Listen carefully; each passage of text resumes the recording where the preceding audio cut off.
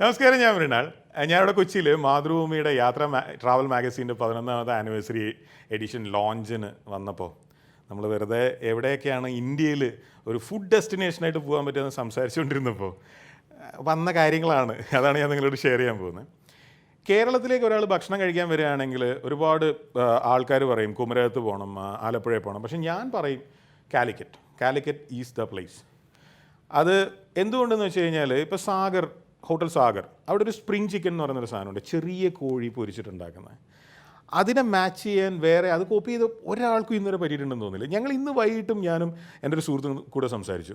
അവിടുത്തെ പൊറോട്ട, മീൻ മുളകിട്ടത്, അങ്ങനെ ചില സാധനങ്ങൾ മാത്രമേ, എല്ലാം നല്ലതെന്നുള്ള അഭിപ്രായം എനിക്കുമില്ല. പാരഗണിൻ്റെ ഒരാളെ ധൈര്യത്തിൽ ഒരു റെസ്റ്റോറൻറ്റിലേക്ക് പറഞ്ഞ് അയക്കാൻ പറ്റുമെങ്കിൽ അത് കേരളത്തിലും പാരഗണായിരിക്കും. നമുക്ക് വേറെ ടെൻഷൻ ഉണ്ടാവില്ല, അടി കിട്ടില്ല എന്നുള്ള ഗ്യാരണ്ടിയാണ്. ഇപ്പോൾ ചില സ്ഥലത്തേക്ക് നമ്മൾ പറഞ്ഞയച്ചാൽ എന്തെങ്കിലും ബാഡ് എക്സ്പീരിയൻസ് ഉണ്ടാവുമോ എന്നുള്ളൊരു പേടി ഉണ്ടാവും. പാരഗണിൽ ആ പോസിബിലിറ്റി വളരെ വളരെ കുറവാണ്. അപ്പോൾ ധൈര്യത്തിൽ പറഞ്ഞേക്കാം.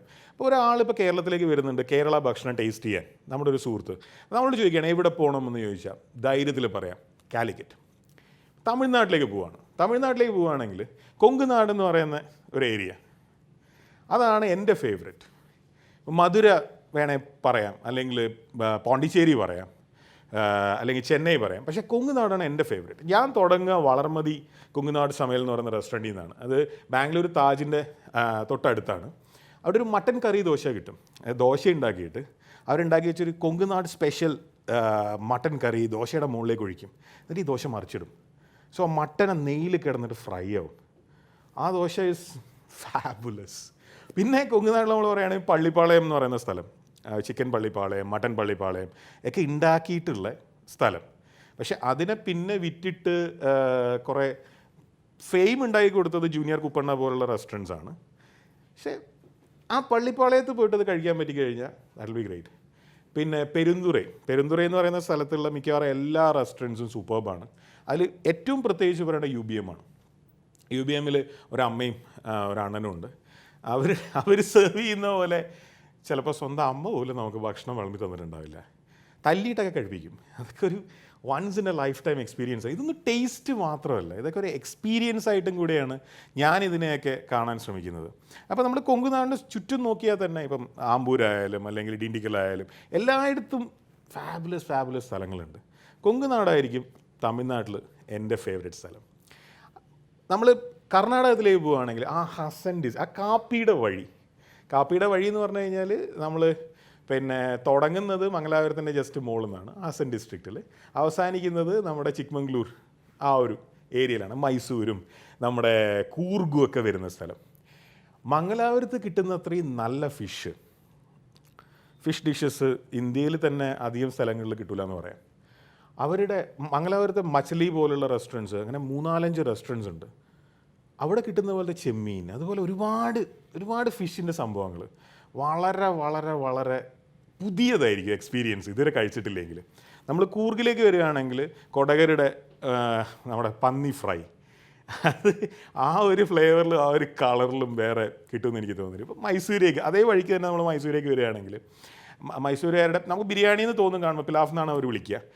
മട്ടന് ഇപ്പോൾ ഹനുമന്തു പോലുള്ള റെസ്റ്റോറൻറ്റ്സ്, അല്ലെങ്കിൽ മൈസൂർ ഇപ്പോൾ RRRൻ്റെ മീൽസ്, ആ മീൽസിൻ്റെ കൂടെ കുറച്ച് കറികളുണ്ടാവും. പക്ഷേ അതിൻ്റെ കൂടെ അവർ തരുന്ന കുറേ സ്പെഷ്യൽസ് ഉണ്ട്.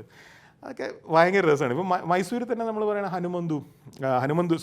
വിനായക മലരിയിലെ ബണ്ണ ദോശ, ബട്ടർ അതിൻ്റെ മുകളിൽ ഇങ്ങനെ വെച്ചിട്ടുണ്ടാവും. ചൂട് ദോശയുടെ മുകളിൽ ബട്ടർ വെച്ചിട്ടുണ്ടാവും. അപ്പോൾ ഈ ബട്ടർ ദോശയുടെ ചൂട് കൊണ്ട് മെൽട്ടാവും. നമുക്കിങ്ങനെ കാണാം അതിങ്ങനെ മെൽറ്റ് ചെയ്ത് സ്പ്രെഡ് ചെയ്ത്. ഒരു ചട്നി ഉണ്ടാവുള്ളൂ, വേറെ ഒരു സാധനം ആ റെസ്റ്റോറൻറ്റിലില്ല. ദോശ, ആ ചട്നി, ഈ പറയുന്നതിൻ്റെ മുകളിൽ ഇങ്ങനെ ബട്ടർ, വേറെ ഒന്നുമില്ല. 40 രൂപ. അത് ഞാൻ പോയിട്ട് ഇപ്പോൾ കുറച്ചായി. പക്ഷേ എനിക്കിപ്പോൾ അത് ആ ടേസ്റ്റ് വായിൽ അനുഭവിക്കാൻ പറ്റുന്നത്. അപ്പോൾ ആ ഒരു ഏരിയയാണ് കർണാടകയിൽ. എന്നോട് ആരെങ്കിലും ചോദിച്ചാൽ ഞാൻ സജസ്റ്റ് ചെയ്യാം മംഗലാപുരം മുതൽ മൈസൂർ വരെയുള്ള കൊടക് വഴിയുള്ള ആ ഒരു സ്ഥലം. പിന്നെ ഞാൻ സജസ്റ്റ് ചെയ്യുന്ന വേറൊരു സ്ഥലം ലക്നൗ ആണ്. ലക്നൗവിനെ കുറിച്ചിട്ട് ഇപ്പോൾ പത്രത്തിൽ വായിച്ചിട്ട് ആൾക്കാരുടെ അഭിപ്രായം എന്താണെന്ന് എനിക്കറിയില്ല. എനിക്കും പോയിട്ട് അത്ര ആളുകളായിട്ട് സംസാരിച്ചപ്പോൾ ഭയങ്കര ഒരു പേടിപ്പെടുത്തുന്ന അനുഭവങ്ങളൊക്കെ ഉണ്ടായിട്ടുണ്ട്. പക്ഷെ നമ്മൾ സ്ട്രെയിറ്റ് ഫോർവേഡായിട്ട് ഭക്ഷണത്തിനെ പറ്റി പറയുകയാണെങ്കിൽ ലക്നൗ ഇന്ത്യയിലെ നമ്പർ 1 സിറ്റിയാണെന്ന് പറയാതിരിക്കാൻ വയ്യ. ലക്നൗവിൽ കിട്ടുന്ന പോലത്തെ കബാബ്സും തുണ്ടേ കബാബി. അതായത് രാവിലെ മുതൽ ഒരു പയ്യൻ ഒരു വലിയ ഇരുമ്പിൻ്റെ കാസ്റ്റ് ആയതുകൊണ്ട് ഒരു ചട്ടിയുടെ മുമ്പിൽ നിന്നിട്ട് കബാബ് ഉണ്ടാക്കുകയാണ്. അവന് വേറെ ഒരു പണിയുമില്ല. അവനത് ആ കബാബിൻ്റെ റോ മെറ്റീരിയൽസ് കംപ്ലീറ്റ് അവൻ്റെ ഫ്രണ്ടിൽ ഫ്രഷ്ലി മെയ്ഡ് ഇങ്ങനെ കിട്ടിക്കൊണ്ടിരിക്കുന്നു. അവൻ ജസ്റ്റ് കബാബ് ഇങ്ങനെ ഷെയ്പ്പ് ചെയ്തിട്ട് ഇതിനകത്തേക്ക് ഇടുന്നു, തിരിച്ചെടുക്കാൻ വേറൊരാളുണ്ട്. എന്നിട്ടും അവിടെ കബാബിന് ക്യൂ ആണ്. അതുപോലെ തന്നെ ലക്നൗവി ബിരിയാണി.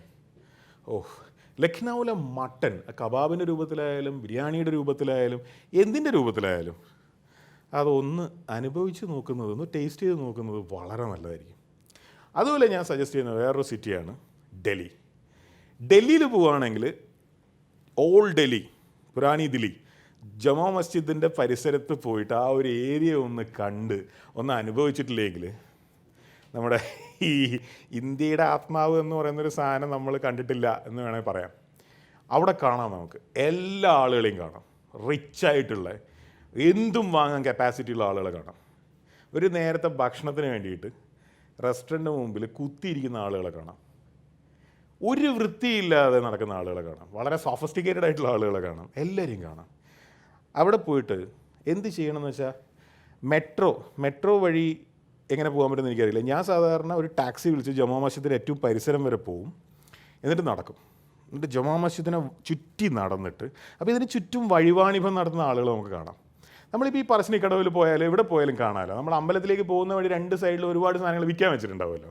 പക്ഷെ ഇവിടെ വിൽക്കാൻ വെച്ചിരിക്കുന്നത്, അതായത് ജമാ മസ്ജിദിൻ്റെ മുമ്പിൽ വിൽക്കാൻ വെച്ചിരിക്കുന്നത് പിന്നെ ദൈവമായിട്ട് ബന്ധപ്പെട്ട കാര്യങ്ങളോ അല്ലെങ്കിൽ ഈജിപ്ഷ്യൻ പരവതാനികളോ അല്ലെങ്കിൽ മുസ്ലിം കൾച്ചറുമായിട്ട് ബന്ധപ്പെട്ട അതിനേക്കാളൊക്കെ കൂടുതൽ ഈത്തപ്പഴം, കഴിക്കാനുള്ള കുറേ നട്ട്സ്, കുറേ പ്രോസസ്ഡ് ആയിട്ടുള്ള കുറേ ബ്യൂട്ടിഫുൾ സാധനങ്ങൾ, പിന്നെ മട്ടൻ മിൻസ് ചെയ്യാനുള്ള കൈകൊണ്ട് തിരിക്കുന്ന മെഷീൻസ്, ഇതൊക്കെയാണ് അവിടെ പ്രധാനമായിട്ട് വെക്കാൻ വെച്ചിട്ടുള്ളത്. ഭക്ഷണം എന്ന് പറയുന്നത് അതുമായിട്ട് ഇങ്ങനെ ഇഴുകി ചേർന്നിരിക്കുകയാണ്. അതുവഴി പുറകിലൂടെ നടന്ന് നമ്മൾ കരീംസ് എന്ന് പറയുന്ന റെസ്റ്റോറൻറ്റിലെത്തും. കരീംസിൽ പോയി കഴിഞ്ഞാൽ നമ്മളവിടെ ബട്ടർ ചിക്കൻ എന്ന് പറഞ്ഞിട്ട് നമ്മൾ ഓർഡർ ചെയ്താൽ, ചിക്കൻ മഖനി നമ്മൾ ഉദ്ദേശിക്കുന്നത് നമ്മുടെ ഡൽഹിയിലെ മോത്തിമാളിൽ പണ്ട് എത്രയോ കാലം മുമ്പ് കണ്ടുപിടിച്ച് നമ്മുടെ ഈ ബട്ടർ കാഷ്യൂം ഒക്കെ ഇട്ടിട്ടുള്ള ഗ്രേവിയിലുള്ള മറ്റേ നമ്മുടെ നാട്ടിൽ കിട്ടുന്ന ബട്ടർ ചിക്കൻ പോലത്തെ സാധനം കിട്ടുന്നതാണ്. ഇതങ്ങനല്ല. ഇത് ഗ്രില്ല് ചെയ്ത ചിക്കൻ ആക്ച്വൽ ബട്ടറിലാണ്. അതായത് ബട്ടറിൽ മെൽറ്റ് ചെയ്ത ബട്ടറിലേക്ക് ഗ്രില്ല് ചെയ്ത് ചിക്കൻ ഇട്ടിട്ടൊക്കെ തരും. മട്ടനായാലും എല്ലാം അങ്ങനെ തന്നെ. അവിടെ റൊട്ടി ഉണ്ടാക്കുന്നുണ്ട്. എല്ലാവരും റൊട്ടി ഉണ്ടാക്കാറുണ്ട്. ഇപ്പോൾ ഇവിടെ തന്നെ പല റെസ്റ്റോറൻറ്റ്, കൊച്ചി തന്നെ പല റെസ്റ്റോറൻറ്റിൽ തന്തൂരി റൊട്ടി ഉണ്ടാക്കുന്നുണ്ട്. പക്ഷേ കരീംസിൽ ഉണ്ടാക്കുന്ന പോലെ എനിക്കറിയില്ല എങ്ങനെയാണ് അത് അച്ചീവ് ചെയ്യുന്നതെന്ന്. ഒരു തവണ അതൊന്ന് പോയി കഴിച്ചു നോക്കുന്നത് നല്ലതായിരിക്കും. പിന്നെ വൃത്തിയുടെ കാര്യത്തിൽ കരീംസ് ഓക്കെയാണ്. പക്ഷേ ജമാ മസ്ജിദിൻ്റെ ചുറ്റുമുള്ള ഏരിയ എനിക്ക് അത്ര ഗ്യാരണ്ടി പറയാൻ പറ്റില്ല. ഒരു ഉദാഹരണത്തിൽ അസ്ലം ചിക്കൻ ഉണ്ട് അതിൻ്റെ തൊട്ടടുത്ത്. അതൊന്നും വൃത്തിയുടെ കാര്യത്തിൽ അത്ര ഗ്യാരണ്ടി എനിക്ക് പറയാൻ പറ്റില്ല.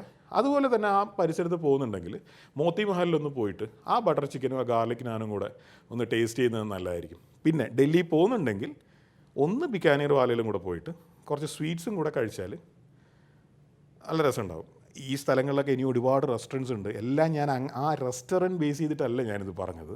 ഞാൻ ആ ഒരു സ്ഥലത്തെ ഒരു ഫുഡ് ഡെസ്റ്റിനേഷൻ എന്നുള്ള രീതിയിലാണ് പറഞ്ഞത്. ഇതിൽ അഭിപ്രായ വ്യത്യാസമുള്ളവരുണ്ടാവും. ഇപ്പോൾ ഗോവയിൽ പോകണമെന്ന് പറയുന്നവരുണ്ടാവും, ബോംബെ പോകണമെന്ന് പറയുന്നവരുണ്ടാവും, അല്ലെങ്കിൽ അജ്മീറിൽ പോകണം, രാജസ്ഥാൻ ഭാഗത്ത് പോകണമെന്ന് പറയുന്നവരുണ്ട്, അല്ലെങ്കിൽ കൽക്കത്ത മിസ് ചെയ്തെന്ന് പറയുന്നവരുണ്ട്, ഒക്കെ ഉണ്ടാവും. ഇതൊന്നും ഞാൻ എതിരല്ല ഇതിനൊന്നും. പക്ഷേ എൻ്റെ അഭിപ്രായത്തിൽ ഈ 5 ഇന്ത്യയിലെ ഭക്ഷണത്തിന് വേണ്ടി നിർബന്ധമായിട്ടും പോയിരിക്കേണ്ട സ്ഥലങ്ങൾ.